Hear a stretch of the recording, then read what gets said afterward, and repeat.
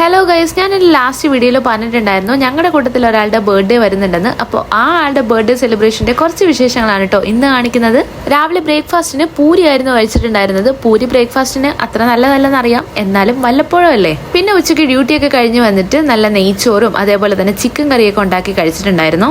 അതൊക്കെ കഴിഞ്ഞ് ഈവനിങ് ആയപ്പോൾ ബർത്ത്ഡേ സെലിബ്രേറ്റ് ചെയ്യാനായിട്ട് ഞങ്ങൾ ഫ്രണ്ട്സ് എല്ലാവരും കൂടെ ആദ്യം ഒരു കഫേയിലേക്ക് പോയി. അവിടുത്തെ ആംബിയൻസ് അത്ര പോരെന്ന് കണ്ടപ്പോൾ തൊട്ടടുത്ത് തന്നെയുള്ള വേറെ അടിപൊളി കഫേയിലേക്ക് വന്നു.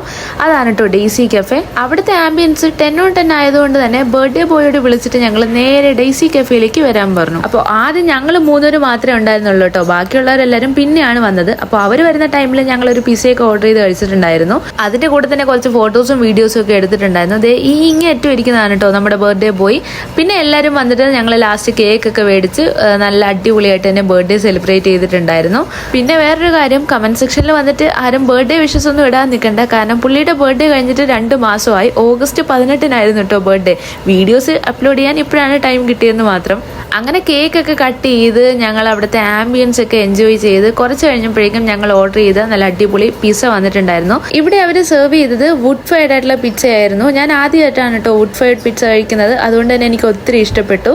അപ്പോൾ ഇത്രയൊക്കെ ഉള്ളൂ ഇന്നത്തെ ദിവസത്തെ വിശേഷങ്ങൾ. വീഡിയോ ഇഷ്ടമായാൽ എന്തായാലും ലൈക്ക് ചെയ്ത് സബ്സ്ക്രൈബ് ചെയ്യാൻ മറക്കണ്ട. അപ്പോൾ അത്രേ ഉള്ളൂ. താങ്ക്